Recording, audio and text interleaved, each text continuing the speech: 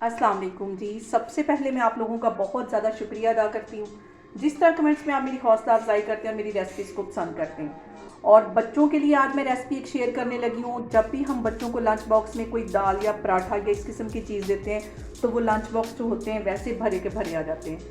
आज मैं एक बहुत मज़े के पराठे की रेसिपी शेयर करने लगी हूँ और बच्चों को मज़ेदार सा ये लंच बॉक्स बना के देने के लिए यहाँ पे मैंने जो दाल बची हुई थी मूंग की और मसूर की और इसमें थोड़ी सी चनों की दाल है, ये बची हुई दाल है। इसके अंदर तकरीबन 1 से 1.5 कप के जितना मैं आटा डाल दूंगी। वाइट वाला आटा इसमें डालने लगी हूँ। आधा टीस्पून इसमें नमक का डाल दूंगी और इन सारी चीज़ों को पहले अच्छी तरह मिक्स कर लूँगी। अगर पानी की ज़रूरत होगी तो इसमें पानी डालेंगे, स्टार्ट में इसमें पानी नहीं डालना क्योंकि दाल भी लिक्विड है और जितनी ज़रूरत होगी उसके मुताबिक पानी डालेंगे। पहले मैं इसको अच्छी तरह मिक्स कर लूँ। यहाँ पे मैंने इसका आटा गूंद के रख लिया, इसको एक साइड पे रख लूँगी रेस्ट के लिए। उतनी देर तक इसकी स्टफिंग तैयार करते हैं तो फिर मैं आपको दिखाती हूँ। और यहाँ पे स्टफिंग तैयार करने के लिए 1 टेबल स्पून के करीब एक कुकिंग ऑयल में एक पैन में डाल दूँगी और इसके साथ ही तकरीबन 2 टेबल स्पून के करीब मैंने बिल्कुल बारीक शिमला मिर्च काट ली थी। 2 ही टेबल स्पून प्याज है, इसे भी मैंने बिल्कुल बारीक काट लिया था। और 2 टेबल स्पून के करीब ये स्वीट कॉर्न है और 1 टेबल स्पून के करीब ये टमाटर है, इसे भी बिल्कुल मैंने बारीक काट लिया था। ये सारी चीज़ें इसके अंदर चली जाएंगी। इन सारी चीज़ों को अच्छी तरह मिक्स कर लेना है और अब इसके अंदर आधा टीस्पून के करीब मैं नमक डाल दूँगी और आधा टीस्पून इसमें मैं मिक्स हर्ब्स डाल दूँगी। इससे जो फ्लेवर है वो बहुत मज़े का आएगा, ये चला जाएगा। इसको अच्छी तरह मिक्स कर लेना है और सिर्फ 2-3 मिनट के लिए इसको पकाना है ताकि हल्के से ये सॉफ्ट हो जाए। उसके साथ ही 1 चुटकी के करीब मैं काली मिर्च पिसी हुई डाल दूँगी और 1 ही चुटकी इसके अंदर मैं कुटी हुई रेड मिर्च डाल दूँगी क्योंकि और इसको ज़्यादा स्पाइसी नहीं करना। 2 मिनट के लिए इसको मैं मज़ीद इसी तरह पका लूँगी, फिर मैं चूल्हा बंद कर दूँगी और स्टफिंग के ठंडा होने का वेट करूँगी। और यहाँ पे इन सारी चीज़ों को पकते हुए तकरीबन 4 से 5 मिनट हो गए और यहाँ पे मैं चूल्हा बंद कर देती हूँ और स्टफिंग के ठंडा होने का वेट करती हूँ।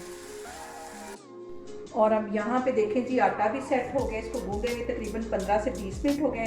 अब इसका मैं एक छोटा सा पेड़ा बनाती हूँ और पेड़े पे लगाएंगे हल्का सा ड्राई आटा और इसको बेल लेंगे।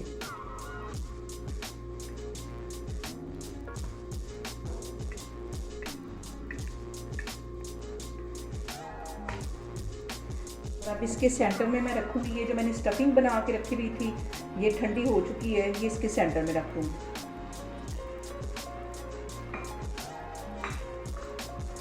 और इसके साथ ही ये एक स्लाइस मैं चीज़ का रख दूंगी और इसके सेंटर में मैं एक स्लाइस जो है वो चीज़ का रख दूंगी और इसको फोल्ड कर दूंगी। अच्छी तरह फोल्ड कर देना है, चारों तरफ से इसको बंद कर देना है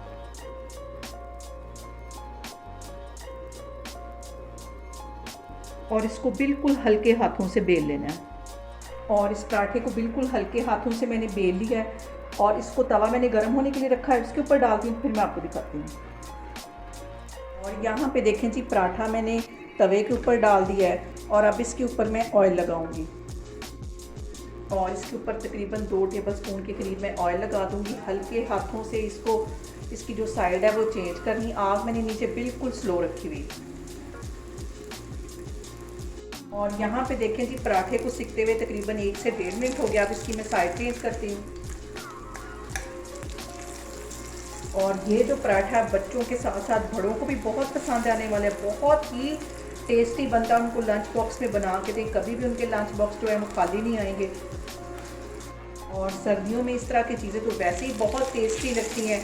और यहाँ पे सबसे जो अहम बात तो ये कि आपने मेरी रेसिपीज़ बनाते वक्त घबराना नहीं है, बिना स्किप किए हुए आप मेरी वीडियोस देखें। और अगर अभी तक आपने मेरे चैनल को सब्सक्राइब नहीं किया तो प्लीज़ उसको सब्सक्राइब करें। और ये वाली जो साइड है इसको भी मैं तकरीबन 2 मिनट के लिए अच्छी तरह सिकने दूँगी ऑयल के साथ। और यहाँ पे देखें जी इसकी दूसरी साइड में चेंज करती हूँ और ये भी अच्छी तरह कुक हो गई है। इसको मैं बाहर निकालती हूँ, इसकी कटिंग करती हूँ, तो फिर मैं आपको दिखाती हूँ। और यहाँ पे देखें जी मज़ेदार सा बच्चों के लंच बॉक्स के लिए पराठा बन के तैयार हो गया, बहुत टेस्टी बनता है। आप लोग इसको लाजमी ट्राई करें और मुझे कमेंट्स में बताएं कि आपको मेरी रेसिपीज़ कैसी लगती हैं, और मेरी वीडियोस को ज़्यादा से ज़्यादा शेयर करें और मुझे सब्सक्राइब करें, और अपना बहुत सारा ख्याल रखें। इंशाल्लाह ताला मैं एक और वीडियो में आपके सामने आऊँगी। अल्लाह हाफिज़।